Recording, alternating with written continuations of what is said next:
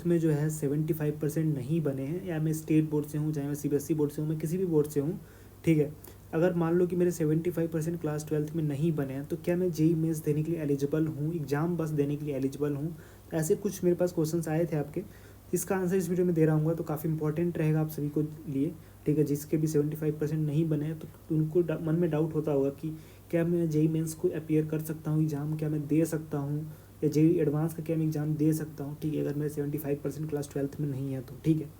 तो सबसे पहली बात देखो, यहाँ पे आपका जो है ना, आप पहली बात तो अगर आपके 75% नहीं है, या आप टॉप 20% में नहीं हो, ठीक है, तो आप एलिजिबल नहीं हो एडमिशन के लिए IIT NIT में। सबसे पहली बात मैं क्लियर कर दूं, ठीक है। इसके लिए आपको 75% आपके क्लास 12th में होने चाहिए। अगर आप जनरल OBC से हो या SC से हो तो 65%, या टॉप 20% में अपनी कैटेगरी वाइज टॉप 20% में अगर आप रहते हो तो आप एलिजिबल हो। आपके पास 2 ऑप्शन होते हैं, टॉप 20% का और क्या कहते हैं कि 75% क्राइटेरिया वाला, ठीक है।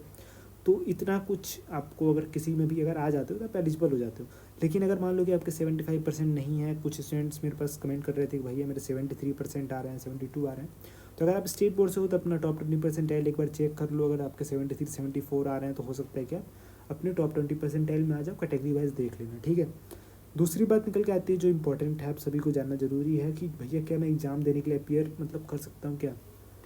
तो बिल्कुल आप एग्ज़ाम देने के लिए एलिजिबल हो, कोई दिक्कत वाली बात नहीं है। काफ़ी सारे स्टूडेंट इसको लेकर परेशान रहते हैं कि भैया मैं एग्ज़ाम दे सकता हूँ कि नहीं दे सकता। तो देखो आप एग्ज़ाम दे सकते हो, ठीक है, एग्ज़ाम दे सकते हो। क्यों एग्ज़ाम दे सकते हो? क्योंकि JEE मेंस जो है आपका, जो JEE मेंस का जो आपका नंबर है ना, उसी नंबर पे और भी कॉलेज में NIT के अलावा और भी कॉलेज में आपको एडमिशन मिल रहा होता है, ठीक है।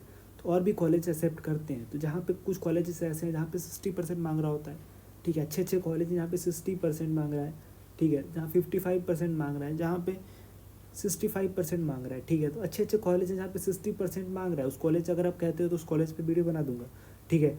तो आप वहाँ पे देखो, अगर वहाँ पे आप ट्राई कर सकते हो तो वहाँ पे काफ़ी सारे स्टूडेंट जो एडमिशन लेना होता है।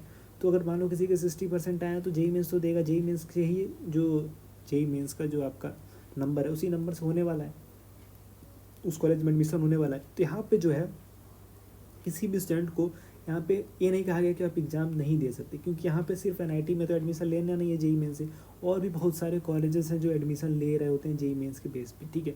तो आपको इस बात का ध्यान देना है कि आपको एलिजिबल हो एडमिशन लेने के लिए, क्या कहते हैं कि आप किसी और कॉलेज में एडमिशन लेने के लिए एलिजिबल हो। जिस भी में कॉलेज में आप मान लो एलिजिबल रहते हो, 60% मान लो कहीं मांग रहा है, कहीं 65% मांग रहा है, अगर आप उसके उतने मार्क्स आप ला पाते हो और JEE मेंस में अच्छा करते हो, ठीक है, साथ साथ में, तो आप उस कॉलेज में एडमिशन के लिए एलिजिबल हो, कोई दिक्कत वाली बात नहीं है। भले ही आप NIT में IIIT में आपका एडमिशन ना हो पाए, लेकिन उसमें तो आप एलिजिबल हो एडमिशन लेने के लिए, कोई दिक्कत नहीं है। दूसरी बात जो है JEE एडवांस को लेकर बता दूँ, तो JEE एडवांस को लेकर डाउट रहता है कि भैया क्या JEE एडवांस का मैं एग्ज़ाम दे सकता हूँ? बिल्कुल एग्ज़ाम दे सकते हो, लेकिन JEE एडवांस के थ्रू आपका सिर्फ IIT में एडमिशन होता है और 1-2 कॉलेज और होते हैं। तो ज़्यादातर जहाँ भी एडमिशन होगा वहाँ पे आपको 75% मांग रहा होगा JEE एडवांस के थ्रू।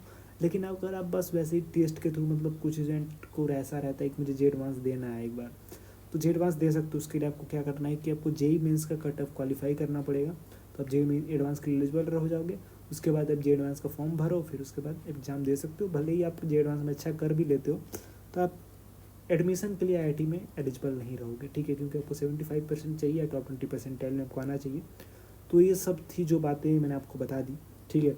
तो यहाँ तक वीडियो देख रहे हो तो काफ़ी कुछ आप समझ चुके हो, काफ़ी कुछ जान चुके होगे, और कुछ भी डाउट है तो कमेंट सेक्शन में बताओ ताकि नेक्स्ट वीडियो में उस पर हम लोग बात कर सकें, ठीक है। तब तक के लिए धन्यवाद। जय हिंद, वंदे मातरम।